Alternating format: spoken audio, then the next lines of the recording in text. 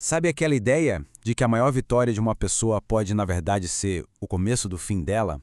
Pois é, hoje a gente vai mergulhar numa das histórias mais intensas da mitologia grega, a história de um herói que viveu exatamente isso. Essa é a história de Meleagro, e ela basicamente coloca o dedo na ferida e nos faz pensar: será que a nossa vida já está toda traçada, definida pelo destino, ou será que são as nossas próprias paixões, a nossa própria fúria que acabam selando o nosso fim? E no centro de tudo isso temos duas forças completamente opostas. De um lado, um segredo, um pedaço de madeira, um tição que guarda a força da vida de um homem. Do outro lado, uma maldição pública, escancarada para todo mundo ver, um monstro furioso que ameaça destruir um reino inteiro. Para entender essa história, a gente tem que voltar lá para o começo, mas bem para o comecinho mesmo.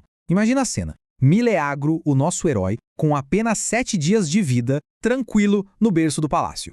E aí que a mãe dele, a rainha Alteia, ainda se recuperando, recebe uma visita. E que visita! Nada mais, nada menos que as 3 parcas, aquelas que, segundo o mito, tecem o destino de todo ser humano. E olha, elas não apareceram para dar os parabéns, não. Pelo contrário, elas apontam para a lareira do quarto e dão um aviso terrível. Um aviso que conecta a vida daquele bebezinho a um simples pedaço de lenha que estava queimando. A profecia foi essa aí. Direta, cruel e sem nenhuma margem para interpretação. A vida do filho dela estava literalmente se esgotando ali, bem na frente dela. E o que uma mãe não faz, né? Num ato de puro desespero, Alteia corre, enfia a mão no fogo, arranca o tição, apaga as chamas e o esconde no seu baú mais secreto. Na cabeça dela, ela tinha conseguido. Tinha enganado a morte e garantido o futuro do filho.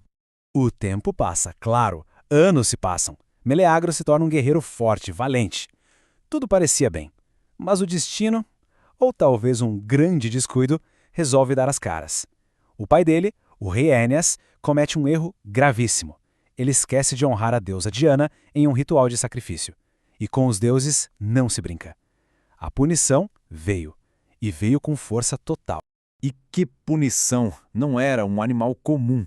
Era uma força da natureza vingativa, um monstro que destruía plantações, matava rebanhos e, pior de tudo, matava pessoas sem piedade nenhuma. Era o terror em forma de javali. Para acabar com essa devastação, quem assume a responsabilidade? Meleagro, claro, agora um grande herói. Ele reúne um verdadeiro esquadrão de elite, só os maiores nomes da sua geração para a lendária caçada ao javali de Calydon. Só que, no meio de tanto guerreiro famoso, uma figura se destacava: Atalanta, uma princesa, uma caçadora formidável. E no exato momento em que Meleagro colocou os olhos nela, pronto, se apaixonou perdidamente.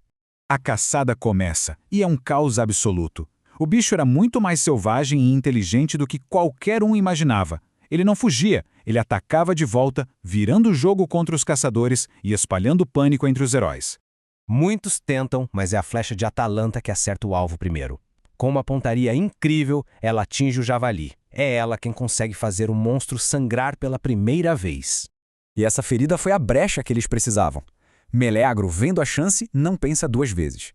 Ele avança com toda a coragem e crava sua lança no animal, dando o golpe final. O reinado de terror do javali tinha acabado. Imagina a celebração. Vitória! E Meleagro, no auge da alegria e querendo honrar a mulher por quem estava apaixonado, toma uma decisão que vai mudar tudo. Ele anuncia, na frente de todos, que o troféu da caçada, a cabeça e a pele do bicho, pertencia a Atalanta. Mas o que para Meleagro foi um ato de honra e amor, para outros foi uma ofensa. Seus próprios tios, os irmãos de sua mãe, não aceitaram a decisão. Para eles, um troféu tão importante jamais poderia ser dado a uma mulher. O insulto não foi só para Atalanta, foi para a autoridade dele. E Meleagro explode. Cego por uma fúria que ele não conseguiu controlar, ele saca a espada e mata os 2 tios. Ali mesmo. Em um instante, o herói do reino se tornou assassino da própria família. A notícia chega para a rainha Alteia como uma avalanche. Primeiro a alegria imensa pela vitória do filho. Logo em seguida, o horror de saber que seus irmãos estavam mortos pelas mãos dele. E então, como um soco no estômago, a lembrança daquela antiga profecia. O coração dela deve ter se partido. De um lado, o amor de mãe. Do outro, a dor da perda e o dever de vingar os irmãos. E ela faz uma escolha. Vai até aquele baú secreto, pega o tição que guardava a vida do filho e, depois de uma hesitação terrível, o joga no fogo. A vingança venceu. E assim a profecia se cumpriu. Enquanto o pedaço de madeira era consumido pelas chamas no palácio, a quilômetros de distância, Meleagro, no campo de sua maior glória, desaba sentindo uma dor insuportável, como se queimasse de dentro para fora. E ali ele morre.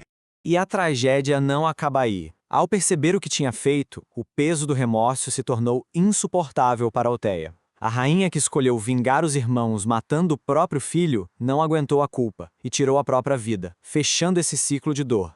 E no final, fica a pergunta, né? O que realmente causou a queda de Melegro? Foi o destino, uma profecia inevitável feita quando ele era apenas um bebê? Ou foi a fúria incontrolável, a fúria da deusa, a fúria do herói e, por fim, a fúria de uma mãe, que selaram esse fim tão trágico?